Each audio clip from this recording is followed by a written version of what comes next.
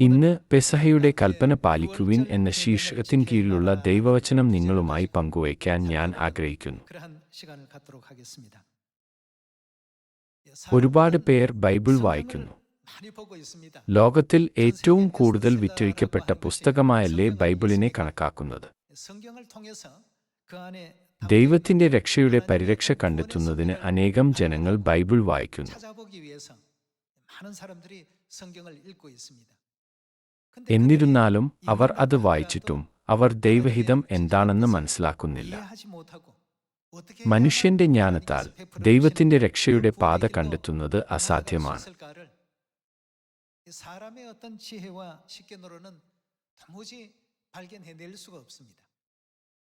അവർ കാണുന്നുണ്ടെങ്കിലും അവർ മനസ്സിലാക്കുന്നില്ല. അവർ കേൾക്കുന്നുണ്ടെങ്കിലും അത് ഗ്രഹിക്കുന്നില്ല. നാം ബൈബിൾ 1000 പ്രാവശ്യം വായിച്ചാലും അത് വിശദീകരിക്കുവാൻ ദൈവം വരുന്നതുവരെ നമുക്ക് അത് എങ്ങനെ മനസ്സിലാക്കുവാൻ സാധിക്കുമെന്ന കാര്യം നിഗൂഢമാണ്. നിങ്ങൾക്ക് സത്യം സ്വീകരിക്കുന്നതിന് മുൻപ് ബൈബിളിലെ ഏദൻ തോട്ടത്തിന്റെ കഥ മനസ്സിലാക്കാൻ നിങ്ങൾക്ക് കഴിഞ്ഞില്ല. അതിന്റെ കാരണം ദൈവത്തിന്റെ അഗാധമായ ഹിതമനുസരിച്ചാണ് ബൈബിൾ എഴുതപ്പെട്ടത്. ബൈബിളിനെ ഏകപക്ഷീയമായി വ്യാഖ്യാനിക്കുന്നത് നാശത്തിലേക്ക് നയിക്കുമെന്ന് 2 പത്രോസ് 3-ാം അധ്യായത്തിൽ ഇത് നമുക്ക് ഒരു മുന്നറിയിപ്പ് നൽകുന്നു. എല്ലാറ്റിനുമുപരിയായി രക്ഷകൻ ആരാണെന്ന് നാം കണ്ടെത്തിയില്ലെങ്കിൽ നമുക്ക് ഒരിക്കലും സ്വർഗത്തിലേക്കുള്ള വഴി കണ്ടെത്താനാവില്ല, ശരിയല്ലേ?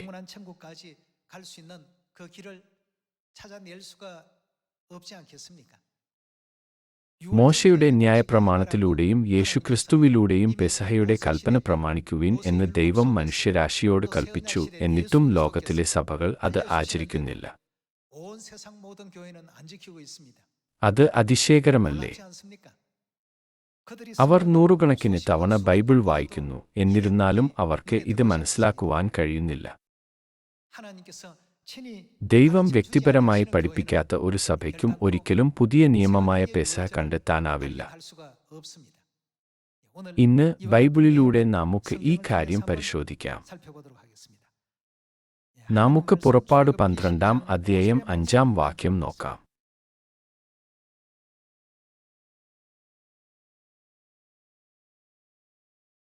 ആട്ടിൻകുട്ടി ഊനമില്ലാത്തതും 1 വയസ്സു പ്രായമുള്ള ആണുമായിരിക്കണം. അത് ചെമ്മരിയാടോ കോലാടോ ആകാം.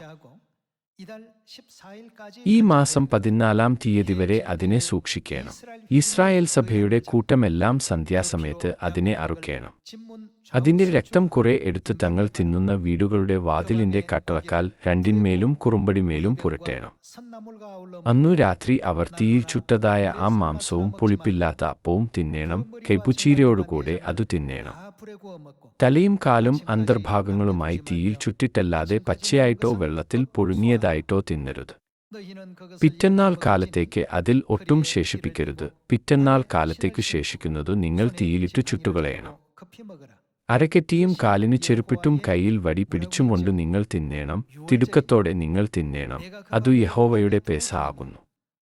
ഈ രാത്രിയിൽ ഞാൻ മിസ്രയീം ദേശത്തുകൂടെ കടന്നു മിസ്രയീം ദേശത്തുള്ള മനുഷ്യന്റെയും മൃഗത്തിന്റെയും കടിഞ്ഞൂലിനെയൊക്കെയും സംഹരിക്കും. മിസ്രയീമിലെ സകല ദേവന്മാരിലും ഞാൻ ന്യായവിധി നടത്തും. ഞാൻ യഹോവ ആകുന്നു. നിങ്ങൾ പാർക്കുന്ന വീടുകളിന്മേൽ രക്തം അടയാളമായിരിക്കും. ഞാൻ രക്തം കാണുമ്പോൾ നിങ്ങളെ ഒഴിഞ്ഞു കടന്നുപോകും. ഞാൻ മിസ്രയീം ദേശത്തെ ബാധിക്കുന്ന ബാധ നിങ്ങൾക്ക് നാശഹേതുവായി തീരുകയില്ല. ഈ ദിവസം നിങ്ങൾക്ക് ഓർമ്മനാളായിരിക്കണം. നിങ്ങൾ അതു യഹോവയ്ക്ക് ഉത്സവമായി ആചരിക്കണം. നിങ്ങൾ എന്താണ് ചെയ്യേണ്ടത്? തലമുറയായും നിത്യനിയമമായും നിങ്ങൾ അത് ആചരിക്കണം. ആരാണ് ഇത് കൽപ്പിക്കുന്നത്? തലമുറ തോറും ഈ പെസഹ ആചരിക്കുവിൻ എന്ന് ദൈവമാണ് കൽപ്പിക്കുന്നത്. നമുക്ക് 17-ാം വാക്യവുമായി തുടർന്നു പോകാം. പുളിപ്പില്ലാത്ത അപ്പത്തിന്റെ പെരുന്നാൾ നിങ്ങൾ ആചരിക്കണം. ഈ ദിവസത്തിൽ തന്നെയാകുന്നു ഞാൻ നിങ്ങളുടെ ഗണങ്ങളെ മിസ്രയീം ദേശത്തുനിന്നു പുറപ്പെടുവിച്ചിരിക്കുന്നത്. അതുകൊണ്ട് ഈ ദിവസം തലമുറയായും നിത്യനിയമമായും നിങ്ങൾ ആചരിക്കണം. പെസഹയോടെ ആരംഭിക്കുന്ന എല്ലാ ഉത്സവങ്ങളും നാം ആചരിക്കണമെന്ന് അവിടുന്ന് ആഗ്രഹിക്കുന്നു. നമുക്ക് 12-ാം അധ്യായം 43-ാം വാക്യം നോക്കാം. വാക്യം 43. യഹോവ പിന്നെയും മോശയോടും അഹരോനോടും കൽപ്പിച്ചത്, പെസഹായുടെ ചട്ടം ഇതാകുന്നു: അന്യജാതിക്കാരനായ ഒരുത്തനും അത് തിന്നരുത്. എന്നാൽ ദ്രവ്യം കൊടുത്തു വാങ്ങിയ ദാസനൊക്കെയും പരിച്ഛേദന ഏറ്റ ശേഷം അത് തിന്നാം.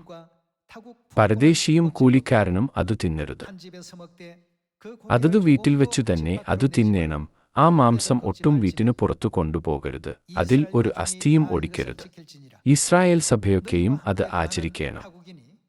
ഒരു അന്യജാതിക്കാരൻ നിന്നോടുകൂടെ പാർത്ത് യഹോവയ്ക്കു പെസഹ ആചരിക്കണമെങ്കിൽ അവനുള്ള ആണൊക്കെയും പരിച്ഛേദന ഏൽക്കേണം.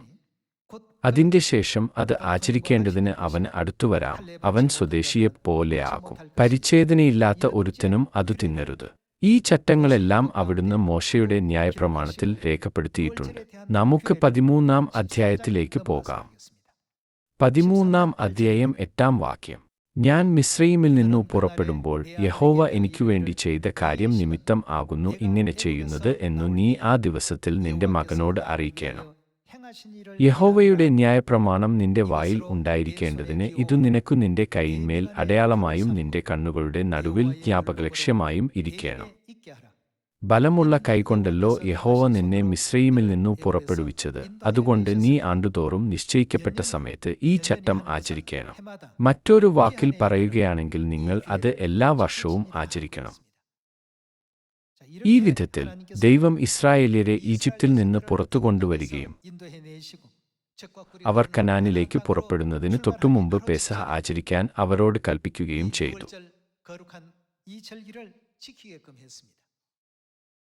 പെസഹ ആചരിക്കാത്ത മിസ്രയീമ്യരുടെ ഓരോ വീട്ടിലും മനുഷ്യരുടെയും മൃഗങ്ങളുടെയും ആദ്യജാതൻ വധിക്കപ്പെട്ടു.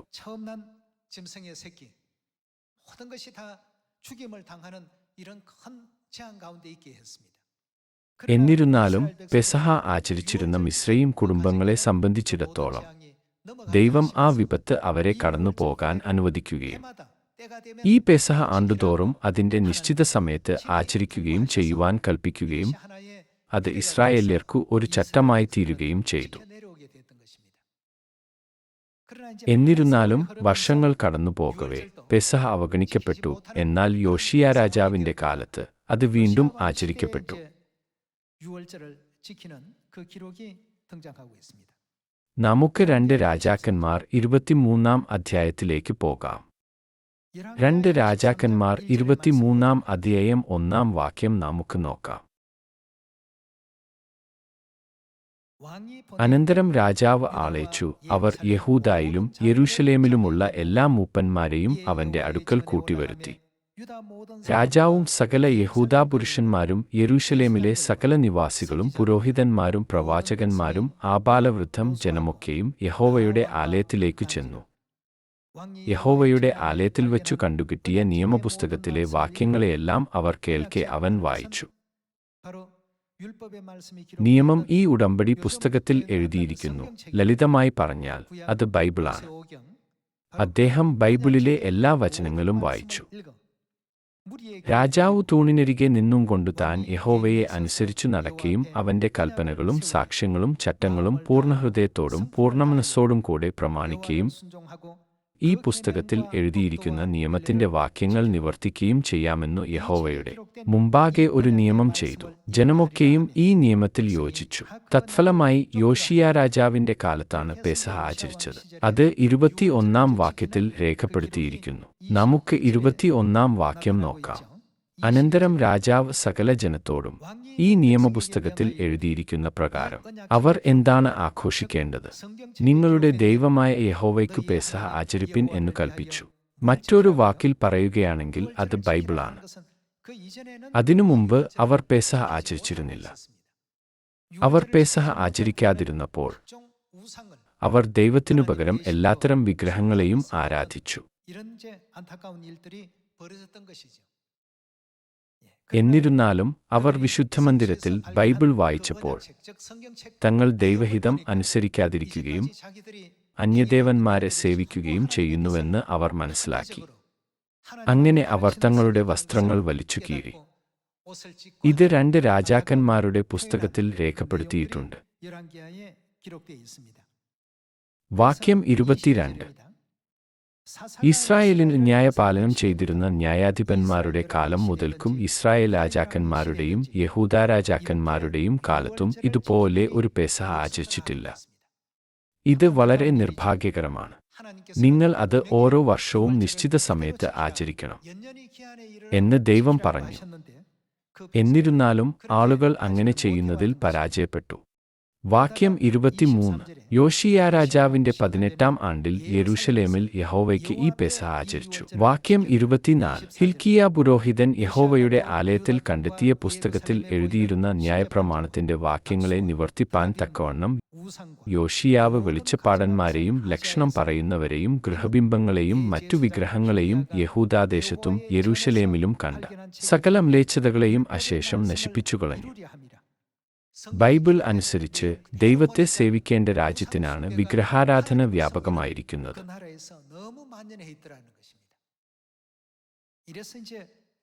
അതുകൊണ്ടാണ് യോശിയാ രാജാവ് എല്ലാ വിഗ്രഹങ്ങളെയും നശിപ്പിക്കുകയും പെസഹ ആചരിക്കാൻ ജനങ്ങളോട് ആജ്ഞാപിക്കുകയും ചെയ്തത്. നമുക്ക് 25-ാം വാക്യത്തിലേക്ക് പോകാം. അവനെ പോലെ പൂർണ്ണഹൃദയത്തോടും പൂർണ്ണമനസ്സോടും പൂർണ്ണശക്തിയോടും കൂടെ മോശയുടെ ന്യായപ്രമാണ പ്രകാരമൊക്കെയും യഹോവയിങ്കലേക്കു തിരിഞ്ഞ ഒരു രാജാവ് മുമ്പുണ്ടായിട്ടില്ല, പിമ്പ് ഒരുത്തൻ എഴുന്നേറ്റിട്ടുമില്ല. യോശിയാവ് അസാധാരണമായി ഒന്നും ചെയ്തില്ല. ദൈവത്തിന്റെ ചട്ടങ്ങൾക്കനുസൃതമായി യോശിയാവ് പെസഹ ശരിയായി ആചരിച്ചതിനുശേഷം ദൈവം ഇങ്ങനെ പറഞ്ഞു. അവൻ പൂർണ്ണ ഹൃദയത്തോടും പൂർണ്ണാത്മാവോടും പൂർണ്ണശക്തിയോടും കൂടെ ദൈവത്തെ സേവിച്ചു. അങ്ങനെയെങ്കിൽ പുതിയ നിയമത്തിലെ പെസഹ എങ്ങനെയാണ് പൂർത്തിയായത്? നമുക്ക് മത്തായി 26-ാം അധ്യായം എടുക്കാം. മനുഷ്യരാശിയെ രക്ഷിക്കാൻ വന്ന യേശുക്രിസ്തുവും ദൈവത്തിന്റെ ജനം പെസഹ ആചരിക്കണമെന്ന് ആഗ്രഹിച്ചു.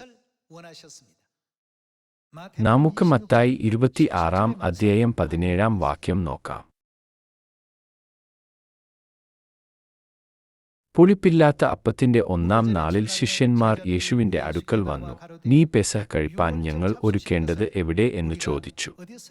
അതിന് അവൻ പറഞ്ഞത്, നിങ്ങൾ നഗരത്തിൽ ഇന്നവന്റെ അടുക്കൽ ചെന്ന്, എന്റെ സമയം അടുത്തിരിക്കുന്നു, ഞാൻ എന്താണ് അവിടുന്ന് ആഘോഷിക്കാൻ പോകുന്നത്? ശിഷ്യരുമായി നിന്റെ അടുക്കൽ പെസഹ കഴിക്കും എന്നു ഗുരു പറയുന്നു എന്നു പറവേ. എല്ലാവരോടുമായി ഇത് ബുദ്ധിമുട്ടുള്ള കാര്യമാണ്. യേശു പെസഹ ആഘോഷിക്കുകയാണെങ്കിൽ അവിടുത്തെ വിശ്വസിക്കുന്നവർ എന്താണ് ചെയ്യേണ്ടത്? പെസഹ ആചരിക്കുന്നത് ദൈവത്തിന്റെ കൽപ്പന ആചരിക്കുന്നതായല്ലേ കാണിക്കുന്നത്? പുറപ്പാടിന്റെ കാലത്ത് ദൈവം പെസഹ സ്ഥാപിച്ചു. മോശയുടെ ന്യായപ്രമാണത്തിലൂടെ എല്ലാ വർഷവും ഇത് ആചരിക്കാൻ അവിടുന്ന് തന്റെ ജനത്തോട് കൽപ്പിച്ചു. ഇത് യോശിയാ രാജാവിന്റെയും ഹിസ്കിയാ രാജാവിന്റെയും കാലത്തിലാണ് ആചരിച്ചിരുന്നത്. പുതിയ നിയമ കാലഘട്ടത്തിൽ യേശു എന്താണ് പറഞ്ഞത്? ഇപ്പോൾ അത് ആചരിക്കേണ്ട ആവശ്യമില്ല, അതിനാൽ ഞാൻ അത് ആഘോഷിക്കില്ല എന്ന് അവിടുന്ന് പറഞ്ഞു. ഞാൻ അവന്റെ വീട്ടിൽ പെസഹ ആഘോഷിക്കാൻ പോകുന്നുവെന്ന് അവനോട് പറയുക എന്ന് അവിടുന്ന് പറഞ്ഞു. നമുക്ക് 18-ാം വാക്യം വീണ്ടും നോക്കാം. അതിന് അവൻ പറഞ്ഞത്, നിങ്ങൾ നഗരത്തിൽ ഇന്നവന്റെ അടുക്കൽ ചെന്ന്, എന്റെ സമയം അടുത്തിരിക്കുന്നു, ഞാൻ എന്റെ ശിഷ്യരുമായി നിന്റെ അടുക്കൽ പെസഹ കഴിക്കും എന്നു ഗുരു പറയുന്നു എന്നു പറവേ. ശിഷ്യന്മാർ യേശു കൽപ്പിച്ചതുപോലെ ചെയ്തു പെസഹ ഒരുക്കി. യേശു എങ്ങനെയാണ് പെസഹ ആഘോഷിച്ചതെന്ന് നമുക്ക് നോക്കാം. നമുക്ക് 26-ാം വാക്യത്തിലേക്ക് പോകാം. അവർ ഭക്ഷിക്കുമ്പോൾ യേശു അപ്പം എടുത്തു വാഴ്ത്തി നുറുക്കി ശിഷ്യന്മാർക്ക് കൊടുത്തു, വാങ്ങി ഭക്ഷിപ്പിൻ, ഇത് എന്താണ് ഇവിടെ പറയുന്നത്? എന്റെ ശരീരം എന്നു പറഞ്ഞു. പിന്നെ പാനപാത്രം എടുത്തു സ്തോത്രം ചൊല്ലി അവർക്ക് കൊടുത്തു, എല്ലാവരും ഇതിൽ നിന്നു കുടിപ്പിൻ. ഇത് അനേകർക്കു വേണ്ടി പാപമോചനത്തിനായി ചൊരിയുന്ന പുതിയ നിയമത്തിനുള്ള എന്റെ രക്തം. ഇങ്ങനെ അവിടുന്ന് അവർക്ക് പെസഹ അപ്പവും വീഞ്ഞും നൽകി. പഴയ നിയമത്തിലെ പെസഹ കുഞ്ഞാടിനു പകരം പുതിയ നിയമത്തിലെ യേശുവിന്റെ മാംസത്തെയും രക്തത്തെയും പ്രതിനിധീകരിക്കുന്ന പെസഹ അപ്പവും വീഞ്ഞുമായി മാറിയത് എന്തുകൊണ്ട്? നമുക്ക് 1 കൊരിന്ത്യർ 5-ാം അധ്യായം 7-ാം വാക്യം നോക്കാം. 5-ാം വാക്യത്തിൽ ഇങ്ങനെ എഴുതിയിരിക്കുന്നു: നിങ്ങൾ പുളിപ്പില്ലാത്തവരായിരിക്കാൻ തക്കവണ്ണം പുതിയ പിണ്ഡം ആക്കേണ്ടതിന് പഴയ പുളിമാവിനെ നീക്കിക്കളവേ. ക്രിസ്തു എങ്ങനെയുള്ള കുഞ്ഞാടാണ്? നമ്മുടെ പെസഹ കുഞ്ഞാടും അറുക്കപ്പെട്ടിരിക്കുന്നു, ക്രിസ്തു തന്നെ. പെസഹ കുഞ്ഞാടിന്റെ യാഥാർത്ഥ്യമായിരുന്നു യേശു. അതിനാൽ പുതിയ നിയമത്തിൽ യേശുക്രിസ്തു പെസഹ കുഞ്ഞാടായി വന്നതു മുതൽ തന്റെ മാംസത്താലും രക്തത്താലും പെസഹ ആചരിക്കുകയും അതിനെ പുതിയ നിയമം എന്ന് വിളിക്കുകയും ചെയ്തില്ലേ? നമുക്ക് ലൂക്കോസ് 22 അധ്യായം നോക്കാം. ലൂക്കോസ് 22 അധ്യായം 7 വാക്യം. പെസഹ കുഞ്ഞാടിനെ അറുക്കേണ്ടുന്ന പുളിപ്പില്ലാത്ത അപ്പത്തിന്റെ പെരുന്നാൾ ആയപ്പോൾ അവൻ പത്രോസിനെയും യോഹന്നാനെയും അയച്ചു, നിങ്ങൾ പോയി നമുക്ക് പെസഹ കഴിപ്പാൻ ഒരുക്കുവിൻ എന്ന് പറഞ്ഞു. ഞങ്ങൾ എവിടെ ഒരുക്കേണം എന്ന് അവർ ചോദിച്ചതിന്, നിങ്ങൾ പട്ടണത്തിൽ എത്തുമ്പോൾ ഒരു കുടം വെള്ളം ചുമന്നുകൊണ്ട് ഒരു മനുഷ്യൻ നിങ്ങൾക്ക് എതിർപ്പെടും. അവൻ കടക്കുന്ന വീട്ടിലേക്കു പിൻചെന്നു വീട്ടുടയവനോട്, ഞാൻ എന്റെ ശിഷ്യന്മാരുമായി പെസഹ കഴിപ്പാനുള്ള ശാല എവിടെ എന്നു ഗുരു നിന്നോട് ചോദിക്കുന്നു എന്നു പറവിൻ. അവൻ വിരിച്ചൊരുക്കിയൊരു വന്മാളി കാണിച്ചു തരും, അവിടെ ഒരുക്കുവിൻ എന്ന് അവരോട് പറഞ്ഞു. അവർ പോയി തങ്ങളോട് പറഞ്ഞതുപോലെ കണ്ട് പെസഹ ഒരുക്കി. ഇവിടെയും പെസഹ ആചരിക്കാനുള്ള തയ്യാറെടുപ്പുകൾ നടത്താൻ യേശു പത്രോസിനെയും യോഹന്നാനെയും അയച്ചു. അവർ എങ്ങനെയാണ് പെസഹ കഴിച്ചതെന്ന് നമുക്ക് നോക്കാം.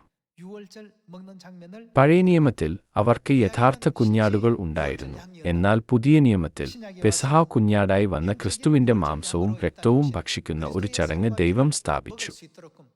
നമുക്ക് 19 വാക്യം നോക്കാം. പിന്നെ അപ്പം എടുത്തു വാഴ്ത്തിനുറുക്കി അവർക്ക് കൊടുത്തു, ഇതു നിങ്ങൾക്കു വേണ്ടി നൽകുന്ന എന്റെ ശരീരം, എന്റെ ഓർമ്മയ്ക്കായി ഇത് ചെയ്വിൻ എന്ന് പറഞ്ഞു.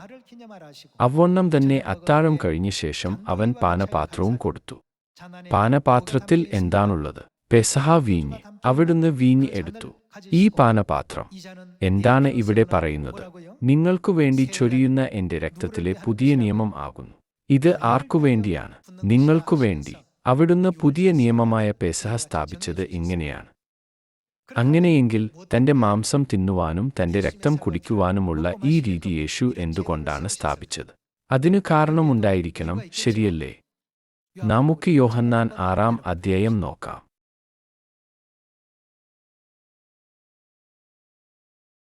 യോഹന്നാൻ 6 അധ്യായം 53 വാക്യം. യേശു അവരോട് പറഞ്ഞത്, ആമേൻ, ആമേൻ, ഞാൻ നിങ്ങളോട് പറയുന്നു, നിങ്ങൾ മനുഷ്യപുത്രന്റെ മാംസം തിന്നാതെയും അവന്റെ രക്തം. മറ്റൊരു വാക്കിൽ പറഞ്ഞാൽ, നിങ്ങൾ യേശുവിന്റെ മാംസം ഭക്ഷിക്കുകയും അവിടുത്തെ രക്തം കുടിക്കുകയും ചെയ്തില്ലെങ്കിൽ, കുടിക്കാതെയും ഇരുന്നാൽ, നിങ്ങളുടെ പക്കൽ ഇല്ലാത്തത്, നിങ്ങൾക്ക് ഉള്ളിൽ ജീവൻ ഇല്ല. നമുക്ക് ജീവൻ ഉണ്ടോ ഇല്ലയോ എന്നത് നാം യേശുവിന്റെ മാംസവും രക്തവും തിന്നുകയും കുടിക്കുകയും ചെയ്യുന്നുണ്ടോ ഇല്ലയോ എന്നതിനെ ആശ്രയിച്ചിരിക്കുന്നു. യേശു നമ്മെ ഇത് പഠിപ്പിച്ചു. വാക്യം 54. എന്റെ മാംസം തിന്നുകയും എന്റെ രക്തം കുടിക്കുകയും ചെയ്യുന്നവൻ, അവൻ എന്താണുള്ളത്? നിത്യജീവൻ ഉണ്ട്. ഞാൻ ഒടുക്കത്തെ നാളിൽ അവനെ ഉയിർത്തെഴുന്നേൽപ്പിക്കും. എന്റെ മാംസം സാക്ഷാൽ ഭക്ഷണവും എന്റെ രക്തം സാക്ഷാൽ പാനീയവും ആകുന്നു. എന്റെ മാംസം തിന്നുകയും എന്റെ രക്തം കുടിക്കുകയും ചെയ്യുന്നവൻ എന്നിലും ഞാൻ അവനിലും വസിക്കുന്നു. ജീവനുള്ള പിതാവ് എന്നെ അയച്ചിട്ടു ഞാൻ പിതാവിൻമൂലം ജീവിക്കുന്നതുപോലെ എന്നെ തിന്നുന്നവൻ എന്മൂലം ജീവിക്കും. യേശുവിന്റെ മാംസം ഭക്ഷിക്കാതെയും അവന്റെ രക്തം കുടിക്കാതെയും ഇരുന്നാൽ അവന് ജീവനില്ല. അവരിൽ ഒരിക്കലും അവിടുന്ന് വസിക്കുന്നില്ല. യേശുവിന്റെ ഈ വചനം അനുസരിച്ച് യേശു അവരിൽ നിലനിൽക്കുന്നുവെന്ന് ലോകത്തിലെ സഭകൾ അവകാശപ്പെടുന്നത് ഒരു നുണയാണ്. അവർ എപ്പോഴെങ്കിലും പെസഹ ആചരിച്ചിട്ടുണ്ടോ? എല്ലാ പ്രവാചകന്മാരും പെസഹ ആചരിച്ചു. പെസഹ ആചരിക്കാൻ യേശു പത്രോസിനോടും യോഹന്നാനോടും നിർദ്ദേശിച്ചു. ഇത് ബൈബിളിൽ രേഖപ്പെടുത്തിയിട്ടുണ്ടെങ്കിലും ലോകത്തിലെ സഭകൾ ഇത് ആത്മീയമായി തിരിച്ചറിയുന്നതിൽ പരാജയപ്പെടുന്നു. യേശുവിന്റെ ഹിതപ്രകാരമാണ് ഇത് ചെയ്തെന്ന് 4 സുവിശേഷങ്ങളിൽ വ്യക്തമായി എഴുതിയിട്ടുണ്ടെങ്കിലും അവർ സത്യത്തെ നിഷേധിക്കുന്നു. അങ്ങനെയെങ്കിൽ ദൈവം എങ്ങനെ അവരിൽ വസിക്കും? ഇതാണ് അവിടുന്ന് നമ്മിൽ വസിക്കുന്നതിലും നാം അവിടുത്തിൽ വസിക്കുന്നതിലുമുള്ള ഏകമാർഗം എന്ന് യേശു പറഞ്ഞു. മത്തായി 26-ാം അധ്യായത്തിൽ പെസഹ അപ്പവും വീഞ്ഞും എന്ന് യേശു വിളിച്ചത് എന്തിനെയാണ്? ഇത് എന്റെ മാംസമാണ്, ഇത് എന്റെ രക്തമാണ്. അവിടുന്ന് അങ്ങനെയല്ലേ പറഞ്ഞത്? അവിടുത്തെ മാംസവും രക്തവും സംബന്ധിച്ച് ദൈവം എന്ത് നിയമമാണ് സ്ഥാപിച്ചത്? ദൈവം പെസഹ എന്നറിയപ്പെടുന്ന നിയമം സ്ഥാപിച്ചു. അങ്ങനെയെങ്കിൽ പെസഹ ആചരിക്കാത്തവർക്ക് ഒരിക്കലും നിത്യജീവൻ ഉണ്ടായിരിക്കുകയില്ല. നിത്യജീവൻ ഇല്ലാത്ത ആർക്കെങ്കിലും സ്വർഗത്തിൽ പ്രവേശിക്കാൻ കഴിയുമോ? ഇല്ല. എന്തുകൊണ്ടാണത്? നിത്യജീവൻ ഉള്ളവർക്ക് മാത്രമേ ദൈവരാജ്യത്തിൽ പ്രവേശിക്കുവാൻ സാധിക്കൂ. നമുക്ക് വെളിപ്പാട് 21-ാം അധ്യായം 4-ാം വാക്യം നോക്കാം.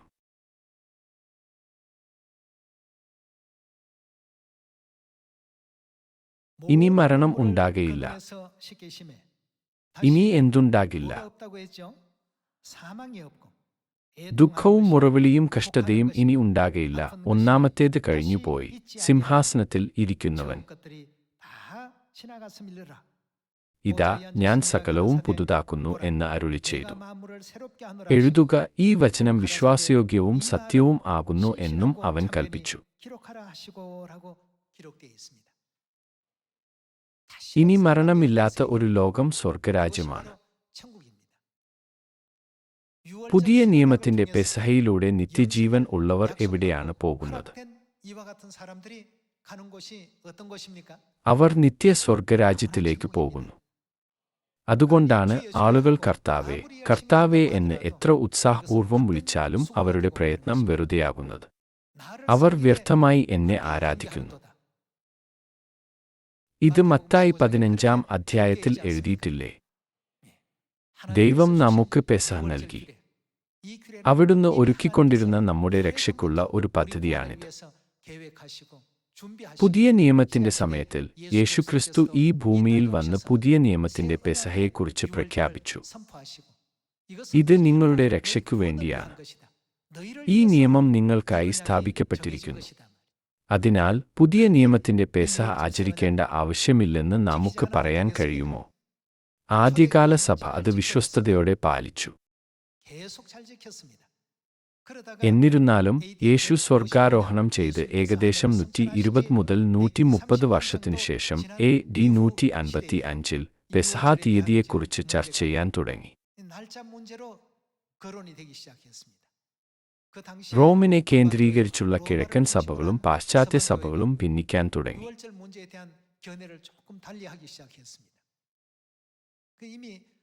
സൂര്യദേവനെ ആരാധിക്കുന്ന ഒരു മതമായ മിത്രയിസമാണ് റോമിന്റെ ആധിപത്യം.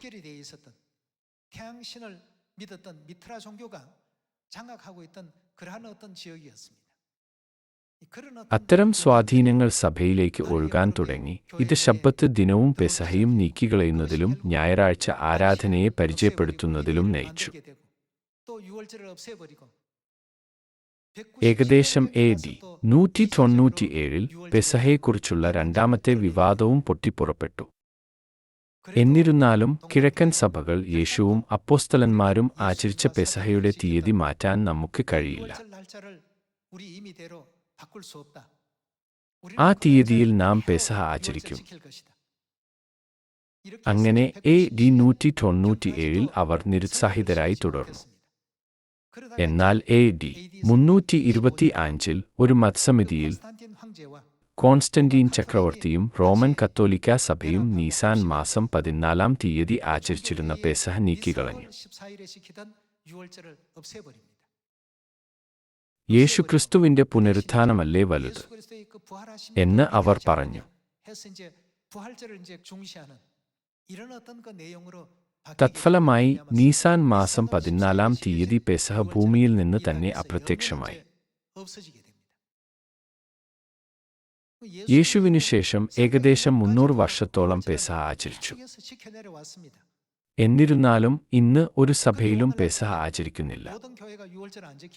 അവർ ദൈവഹിതം അനുസരിക്കുന്നുവെന്ന് നമുക്ക് പറയാൻ കഴിയുമോ? അവർ ദൈവത്തിന്റെ കൽപ്പനയല്ല, കോൺസ്റ്റന്റീൻ ചക്രവർത്തിയുടെ കൽപ്പനയാണ് പിന്തുടരുന്നത്. ഒരു റോമൻ ചക്രവർത്തിയാകാൻ ഒരാൾക്ക് സൂര്യദേവന്റെ മഹാപുരോഹിതനാകേണ്ടി വന്നു. മറ്റൊരു വാക്കിൽ പറഞ്ഞാൽ അവർ സൂര്യദേവന്റെ ഉപദേശങ്ങളെയാണ് പിന്തുടരുന്നത്. അതുകൊണ്ടാണ് അവർ സൂര്യദേവനെ ബഹുമാനിക്കുന്ന ഞായറാഴ്ച ആരാധനയും ക്രിസ്തുമസും സ്വീകരിച്ചത്.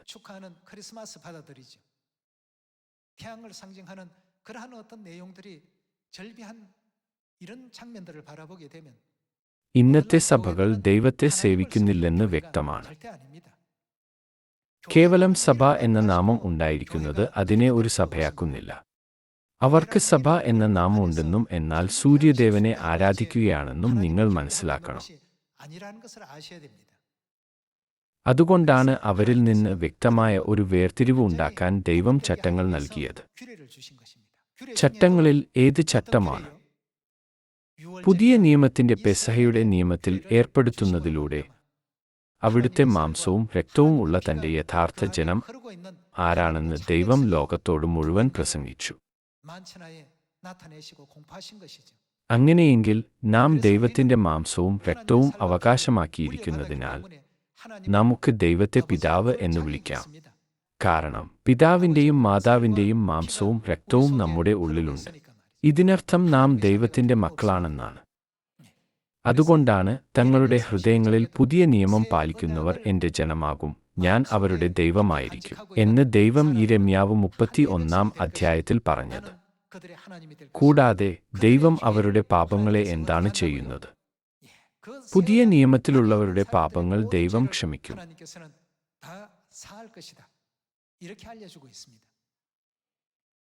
അതിനാൽ നമുക്ക് ദൈവത്തിൽ നിന്ന് വലിയ അനുഗ്രഹങ്ങൾ ലഭിച്ചു. ഭാവിയില്ലാത്തതിനാൽ ആളുകൾ മരണത്തെ ഭയപ്പെടുന്നു.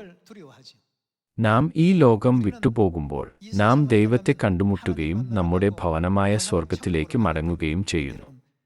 എന്തുകൊണ്ടാണ് ഈ അനുഗ്രഹീത വാർത്ത നാം നമ്മിൽ തന്നെ സൂക്ഷിക്കേണ്ടത്? ഈ സമ്പൂർണ്ണ സത്യം നമ്മുടെ കുടുംബങ്ങളുമായും അയൽക്കാരുമായും ബന്ധുക്കളുമായും പങ്കിടാം. ഹിസ്കിയ രാജാവിന്റെ കാലത്ത് പെസഹ ആചരിക്കാനായി എല്ലാവരെയും അറിയിച്ചിരുന്നത് സന്ദേശവാഹകരിലൂടെയായിരുന്നു. ആ സമയത്ത് തെക്കൻ യഹൂദയും വടക്കൻ ഇസ്രായേലും ഉണ്ടായിരുന്നു.